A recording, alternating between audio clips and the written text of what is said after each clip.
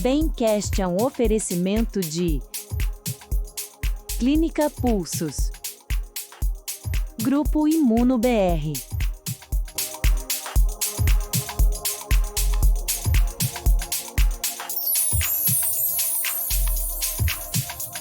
Olá, sejam muito bem-vindos a mais um episódio do Bemcast, o podcast da Imuno BR com oferecimento da Clínica Pulsos, um espaço pensado para trazer informação de qualidade de forma simples e acolhedora para os pacientes e para todos aqueles que se interessam sobre saúde e bem-estar.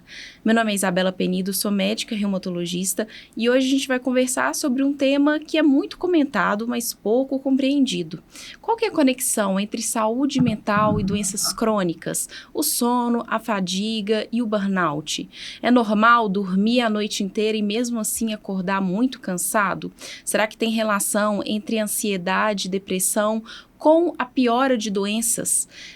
E para hoje, eu tenho o prazer de apresentar para vocês o nosso convidado, o Dr. Lucas Attoni, que é psiquiatra formado pela Faculdade de Ciências Médicas de Minas Gerais, tem residência em psiquiatria pelo Instituto Raul Soares, fellow em psiquiatria intervencionista pela USP, formação em terapia de aceitação e compromisso pela Contextualmente, pós-graduação em ACT pelo Centro Brasileiro de Ciência Comportamental Contextual e membro da CBS. Seja muito bem-vindo, Lucas. Boa noite, Isabela. Eu agradeço o convite. Muito obrigado. Bom, então, para a gente começar, eu queria entender um pouco sobre o que aparece mais no seu consultório hoje. Você está tendo pacientes que têm uma tristeza mais importante ou um cansaço mais proeminente? A pergunta é boa, Isabela, porque isso tem mudado, né? A gente tem percebido hoje uma mudança no perfil dos pacientes. A gente ainda identifica tristeza, mas a gente tem identificado bastante cansaço, exaustão. Isso tem aparecido cada vez com muita frequência no consultório. Muito provavelmente, eu acredito, diante dessa narrativa que a gente vem observando no mundo, né? De mais produtividade, valor atrelado ao que a gente faz. Consequentemente, a gente acaba sobrecarregando bastante. Então, isso tem aparecido bastante no consultório. E na prática, a gente às vezes acaba separando muito, né, a saúde mental da saúde física.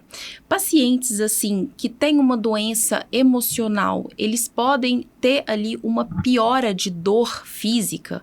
Por exemplo, pacientes que têm artrite reumatoide, pacientes que têm fibromialgia, tem a relação da piora de dor com o quadro emocional? Sim. Isso pode acontecer, né? Primeiro, esse ponto importante que você trouxe, né? Hoje ainda se fala muito da separação entre corpo e mente. Isso já tem caído para o terra. E se a gente pensa no padrão de pessoas ansiosas, a gente está falando de pessoas que estão sob estresse crônico, pessoas que estão com o sistema de alarme do corpo ligado o tempo todo.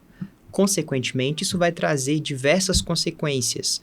Para pessoas que já apresentam doenças crônicas, a gente pode ter, inclusive, um aumento do padrão inflamatório. Isso pode contribuir para o processo de piora na percepção de diversos aspectos dessa pessoa. Consequentemente, padrões de ansiedade também pode piorar a qualidade do sono. Uma pessoa que não dorme bem também vai ter uma percepção maior do seu perfil de dor, por exemplo, humor mais instável. Então, sim, a gente tem uma relação direta entre piora, né, nessa percepção de diversos sintomas dentro das doenças crônicas. Falando agora um pouco sobre o contrário. Por que os pacientes com doenças crônicas, eles acabam desenvolvendo mais depressão e ansiedade? A gente tem alteração de neurotransmissor, alteração do sistema nervoso central, ou isso é por conta, às vezes, do impacto mesmo da doença? Eu gosto muito de olhar pela perspectiva do impacto, né? A gente sabe que tem uma correlação entre pessoas que têm doenças crônicas que podem evoluir com quadros de transtornos mentais. Mas eu gosto muito de olhar pela perspectiva do funcionamento psicológico. Pessoas com doenças crônicas acabam se envolvendo em diversos padrões de pensamentos, de dúvidas, de crenças, de regras sobre eu agora estou doente. Como que eu vou lidar com esse processo? Como é que eu vou cuidar da família? Eu vou conseguir trabalhar? Ou mesmo começam a pensar, agora que eu estou doente, eu não posso fazer determinada coisa. E isso vai gerando um padrão de evitação ao longo da vida. Deixam de fazer diversas coisas com medo realmente do impacto que essa doença pode ter na vida, e isso vai consequentemente estreitando a vida dessa pessoa. Então, sim, há um aumento, né, na chance dessa pessoa vir a ter um processo de adoecimento, né, nesse perfil de pacientes com doenças crônicas. E falando um pouco de cansaço. O cansaço, ele pode ser considerado uma doença? Como que eu consigo diferenciar um cansaço que é normal de um cansaço patológico? Eu gosto de pensar isso de uma maneira muito simples, assim, apesar de ser um tema muito complexo, uma forma relativamente simples da gente pensar é o cansaço que faz sentido. Se eu tenho uma pessoa que trabalhou muito, uma pessoa que fez uma atividade física muito extenuante ao longo do dia, dormiu mal, e essa pessoa, ela está se sentindo cansada, isso é um padrão esperado. E também a gente espera que essa pessoa, ela descanse, ela tenha a sua recuperação, tenha o final de semana e se sinta melhor. Agora, quando isso não faz sentido dentro da vida da pessoa, quando ela tem um padrão, né, de cansaço muito grande, ela tenta descansar, ela tem as suas horas de sono aparentemente adequadas, ela tem o seu final de semana e continua mantendo esse padrão, aí sim, é algo que nos identifica que não está funcionando bem. E a gente precisa avaliar com cuidado o que está acontecendo com essa pessoa. E o cansaço, ele pode se manifestar ali, ser um dos sintomas da depressão, sem estar sempre associado com aquela tristeza que geralmente a gente associa? Pode sim. Inclusive, a depressão, a gente carrega muito a imagem da tristeza como a protagonista. E, de fato, tem uma relação muito grande com a tristeza. Mas a depressão, sim, ela pode manifestar com quadros de cansaço, fadiga, apatia. Então, pessoas que passam por isso precisam buscar uma ajuda para a gente conseguir qualificar melhor e discriminar o que está acontecendo. A depressão, ela pode sim se manifestar de diferentes formas, e uma delas é a fadiga, o cansaço. Ótimo. E entrando agora no sono, né? Dormir mal pode piorar processos de dor, processos inflamatórios. O que acontece no organismo de uma pessoa que não tem um sono de qualidade? Ótima pergunta, né? O sono, ele é uma necessidade biológica, o sono não é um luxo. É durante o processo do sono que é como se houvesse ali, entre aspas, uma faxina do nosso cérebro. E uma pessoa que não dorme bem, olhando assim de uma forma primeiro comportamental, a privação de sono, ela pode gerar alterações no humor. Ao perceber o humor mais irritadiço, o humor mais oscilante, ela pode sim perceber os seus sintomas de uma forma muito mais evidente, ela pode se queixar muito mais, e tem o próprio fato que a privação de sono pode sim aumentar processos inflamatórios no nosso corpo. Então, uma pessoa que não dorme bem é uma pessoa que vai acordar mal, que vai sentir mais dor, ela pode sentir diversas outras questões ali relacionadas ao próprio processo do adoecimento, e isso se tornar mais intenso para ela. E qual que é o erro mais comum que você vê as pessoas cometendo em relação ao sono? O erro que eu mais vejo é a pessoa lutar contra o sono. Eu acho que essa é geralmente o maior problema dentro do consultório. E é esperado, né? Uma pessoa que deita e não consegue dormir, ela começa a ter diversos pensamentos do tipo: eu preciso dormir, amanhã eu vou acordar cansado. Como que eu faço para dormir? Meu Deus, eu não estou dormindo. E tudo isso deitada, na cama, esperando o sono, lutando contra o sono. Isso vai gerando uma relação de desprazer com o adormecer, com a cama. O mais recomendado fiquei 20 minutos ali, deitado, não consegui dormir, levanta, procura outro cômodo, vá para uma luz mais quente, vai fazer alguma atividade que vá levando à indução do sono, como, por exemplo, uma leitura de um livro não muito legal, um livro mais chato, uma música relaxante. Então, lutar contra o sono é um dos principais erros para quem passa por essa dificuldade de insônia. Então, essa é uma das dicas que você dá, né? Para alguém que tá ali com problemas para dormir, com insônia. Então, é isso, né? Tentar, às vezes, fazer alguma coisa um pouco mais entediante, ler um livro um pouco mais extenso, não tão prazeroso para ver, e não ficar lutando, né, contra o sono, igual você disse. Perfeito. E saia da cama. Ah, então não é para ficar deitado na Não cama é pra ficar- esperando. Exatamente. Sai da cama, procura outro cômodo, faça isso, deu sono, retorna para a cama. E para a maioria dos pacientes, quantas horas, assim, você considera que seria o ideal de sono? Para pessoas adultas, isso pode variar, claro, individualmente, mas a média recomendada é de 7 a 9 horas de sono. A gente tem pessoas que, de fato, precisam de menos horas de sono e pessoas que precisam de mais, mas a maioria está entre 7 e 9 horas. Agora, é muito importante colocar que algumas pessoas dizem, né?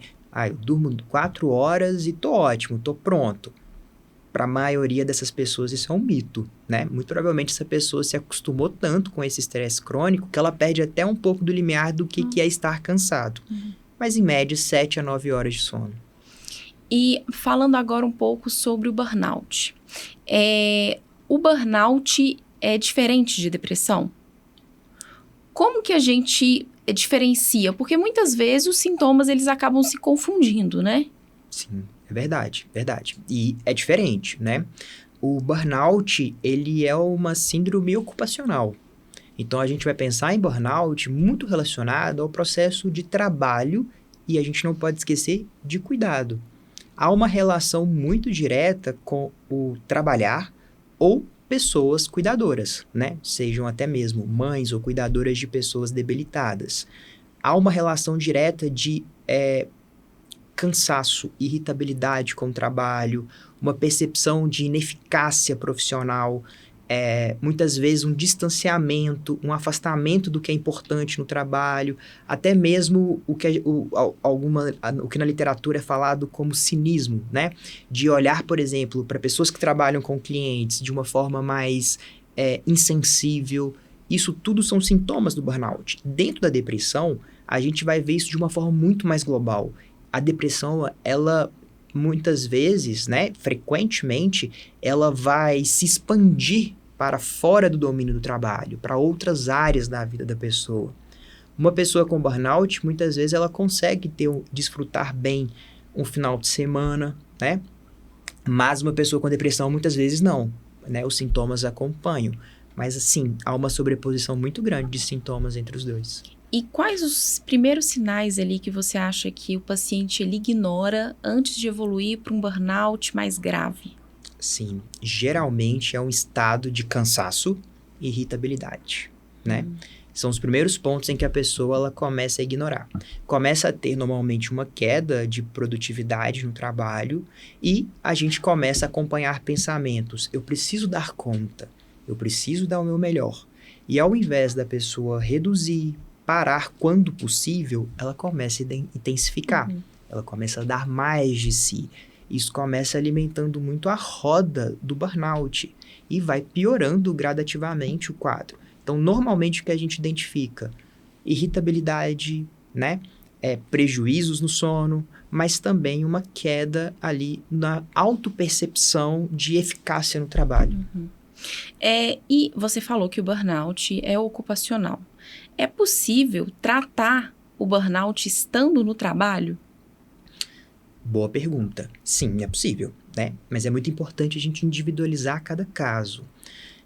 A gente pode trabalhar com essa pessoa no burnout, muitas vezes diminuindo a expectativa que ela tem em relação a essa autocobrança excessiva, né? Estimulando pausas regulares quando possível. Então, é possível fazer o tratamento ainda trabalhando. Mas é claro, em casos muito graves em que a pessoa ela começa a sair de casa e começa a ficar extremamente ansiosa, a ter o que a gente chama de ataques de pânico dentro do trabalho, realmente é extremamente inviável. E também lembrar que em muitos ambientes de trabalho há uma relação de abuso com esses profissionais, de violência. E nesse caso, a continuidade no trabalho, ela pode, na verdade, gerar mais sofrimento para a pessoa. Nesse caso, o afastamento ou sair é o mais indicado. E se fosse para você dar, assim, 3 orientações, assim, essenciais para as pessoas que estão se sentindo exaustas, não estão dormindo bem, estão se sentindo sobrecarregadas, quais seriam eles? Acho que a primeira dica e fundamental é aceitar que está cansado, né? Quando a gente fala sobre aceitação, a gente não está falando sobre desistência, a gente não está falando sobre resignação, a gente está falando sobre uma postura de abertura diante ao cansaço. O cansaço para muitas pessoas é aversivo, né? Eu não me permito sentir cansaço. O primeiro ponto é reconhecer que você está cansado. A partir do reconhecimento, é a primeira porta que a gente possa tomar medidas comportamentais para reduzir e poder, sim, gerar um tratamento adequado, uma recuperação adequada para essa pessoa. Uhum. Segundo ponto, não lute contra seu sono, né? A cama não é para ser um ringue, ela é para ser um lugar de prazer.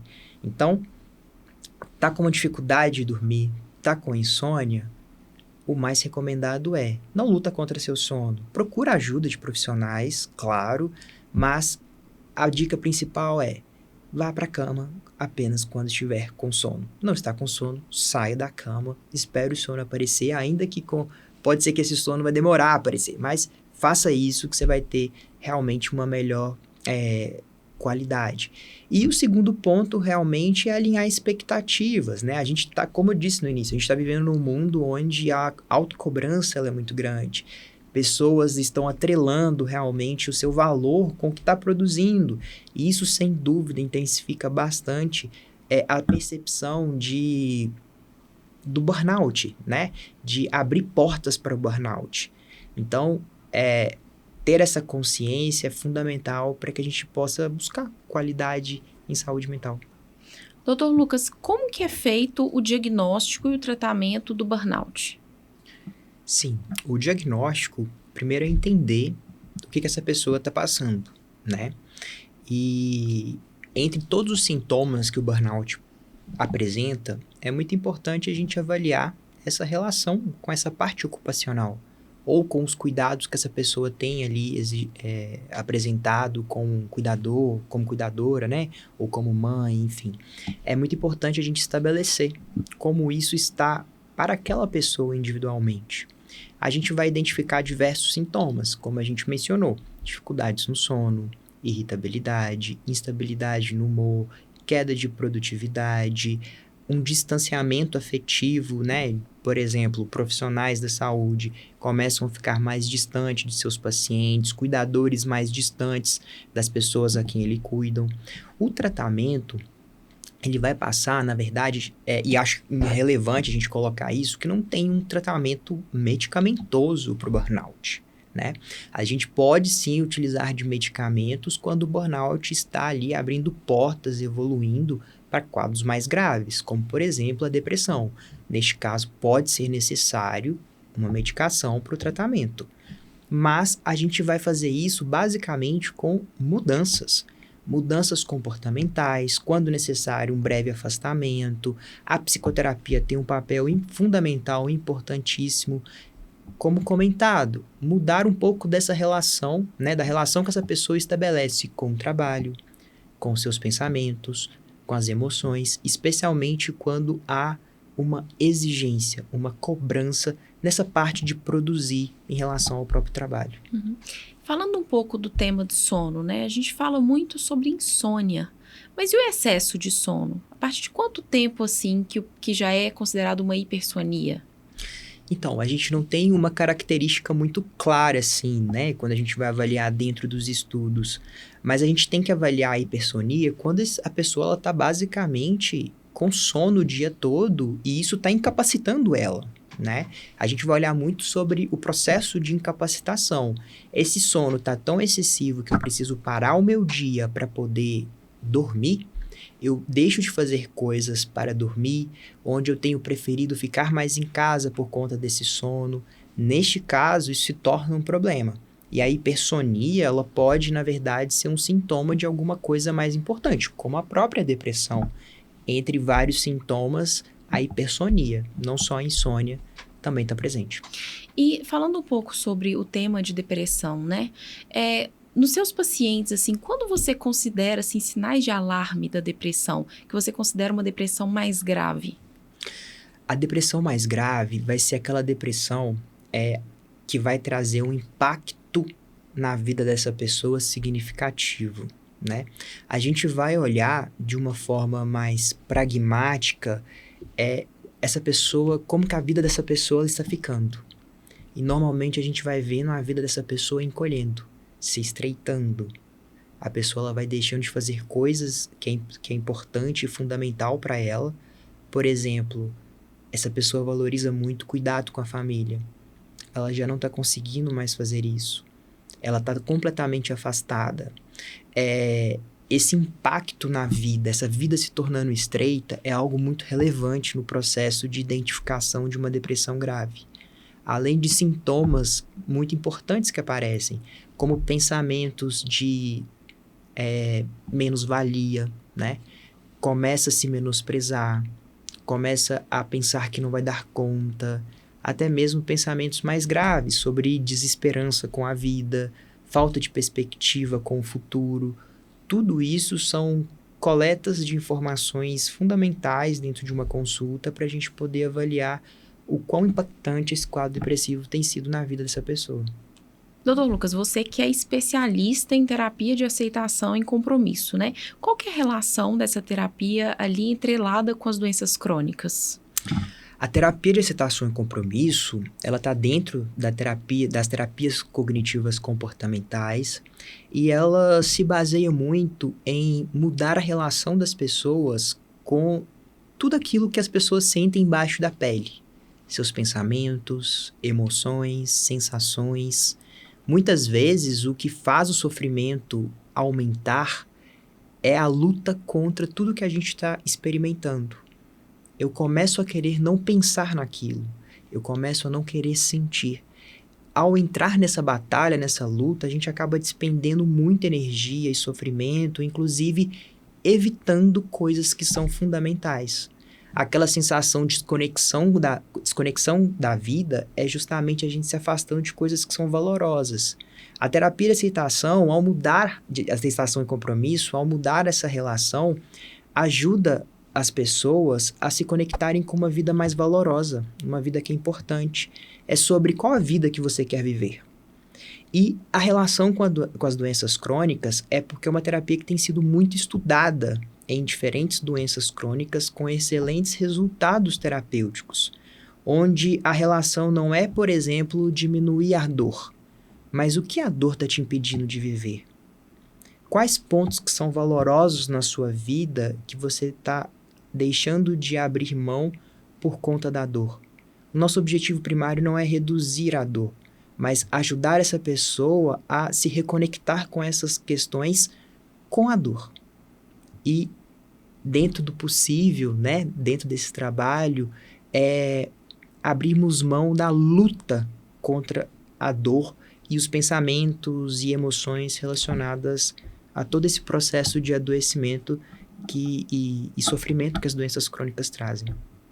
Lucas, queria te agradecer muito pela presença. É muito importante, né, ter alguém com a capacidade que você tem para conversar sobre um assunto que é tão sensível. Eu agradeço o convite. E a você que nos acompanhou até aqui, continue nos seguindo para mais assuntos de qualidade e conversando com especialistas. Até o próximo episódio. Bemcast é um oferecimento de Clínica Pulsos, Grupo Imuno BR.